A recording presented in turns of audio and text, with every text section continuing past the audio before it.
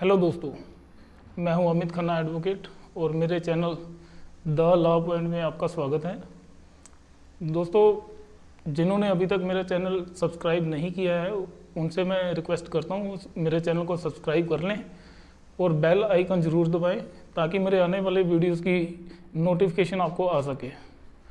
दोस्तों, आज का हमारा जो टॉपिक है वो ये है कि सरकारी वकील कैसे बनते हैं। बहुत सारे लोगों ने मुझे कमेंट में बोला है कि आप सरकारी वकील कैसे बनते हैं, इस टॉपिक पे वीडियो बनाओ। तो दोस्तों, मैं शुरू करता हूँ वीडियो। दोस्तों, सरकारी वकील बनने के लिए पहले आपको ज़रूरत होती है एक वकील बनने की। जो वकील बनता है वो ही आगे जाके सरकारी वकील बन सकता है। और वकील बनने के लिए आपका कम से कम 10+2 पास होना ज़रूरी होता है, ताकि 10+2 किसी भी स्ट्रीम में की हो, चाहे आर्ट्स हो, कॉमर्स हो या साइंस हो। और उसके बाद आपको 5 साल का जो है LLB कोर्स करना पड़ता है। वो LLB कोर्स करने के बाद आप एक वकील बन जाते हैं।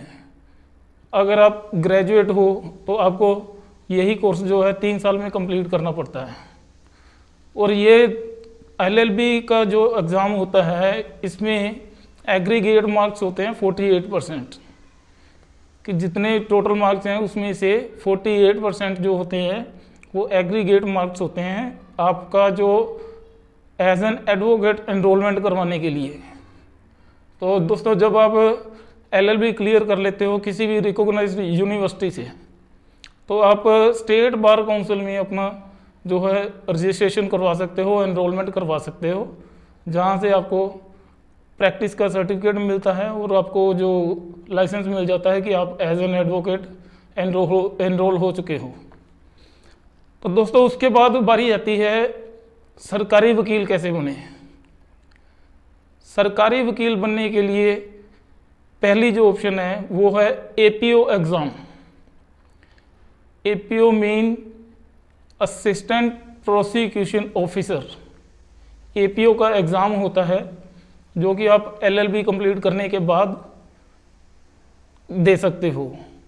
इसमें जो एलिजिबिलिटी होती है व्यक्ति की वो होती है, एक तो जो कैंडिडेट है जो सरकारी वकील बनना चाहता है, जो APO का एग्ज़ाम भरने वाला है, वो इंडियन सिटीजन हो और उसके पास LLB की किसी भी रिकॉग्नाइज्ड यूनिवर्सिटी से डिग्री होनी चाहिए। और एज फैक्टर है इसमें 21 ईयर टू 35 ईयर्स, 21 साल से 35 साल की एज तक आप ये जो APO का एग्ज़ाम दे सकते हो। तो दोस्तों, APO का एग्ज़ाम जो होता है सबसे पहले इसमें होता है प्रिलिमिनरी एग्ज़ाम। प्रिलिमिनरी एग्ज़ाम आता है, उसके बाद आप उसको क्लियर करने के बाद आता है मेन एग्ज़ाम। जब आप मेन एग्ज़ाम भी क्वालिफाई कर जाते हो तो आपका जो स्टेज आ जाती है इंटरव्यू की। तो जब आपकी इंटरव्यू होती है और आप उससे भी क्लियर कर जाते हो तो आपका सिलेक्शन एज ए APO हो जाता है। APO mean assistant prosecution officer, जिसे हम असिस्टेंट पब्लिक प्रोसिक्यूटर भी कहते हैं, AP भी कह देते हैं। तो सरकारी वकील बनने का एक तो ये तरीका है। दूसरा तरीका है दोस्तों, दूसरा तरीका है जो वो होता है ADGC के तहत। ADGC क्या है? Appointment of district government council. ADGC appointment of district government council. इसमें क्या होता है दोस्तों, जो डिस्ट्रिक्ट जज होते हैं, डिस्ट्रिक्ट एंड सेशन जज, वो अपनी तरफ से एक पैनल तैयार करते हैं जिनमें उन्हें एक्सपीरियंस्ड एडवोकेट होते हैं जो उनकी वो लिस्ट तैयार करते हैं, जिसमें कम से कम एक्सपीरियंस जो है 5 to 10 ईयर्स का होना चाहिए। ये अलग अलग स्टेट्स का जो टर्म्स होते हैं, इंस्ट्रक्शंस होती हैं, उनके अकॉर्डिंगली ये 5 to 10 ईयर्स, मिनिमम 10 ईयर्स का आपका एक्सपीरियंस होना चाहिए। तो जो लिस्ट तैयार होती है वो होती है एक्सपीरियंस और कैपेबिलिटी के बेसिस पे जो एक्सपीरियंस और योग्य एडवोकेट्स होते हैं उनकी एक लिस्ट तैयार होती है। वो लिस्ट तैयार होने के बाद सेशन एंड डिस्ट्रिक्ट जज स्टेट गवर्नमेंट को वो लिस्ट फॉरवर्ड करते हैं और स्टेट गवर्नमेंट से जितनी उनकी रिक्वायरमेंट होती है उसके अकॉर्डिंगली वो जो है एडवोकेट्स को सिलेक्ट करते हैं और उनको पोस्ट करते हैं। तो दोस्तों ये जो टर्म होती है इनकी पोस्टिंग की, ये होती है 5 साल के लिए।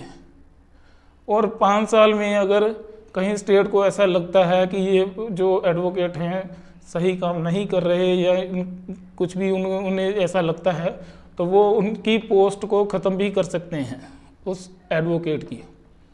तो दोस्तों जो APO का एग्ज़ाम होता है उसमें अगर आपकी पोस्टिंग होती है वो परमानेंट होती है एज ए गवर्नमेंट एम्प्लॉय।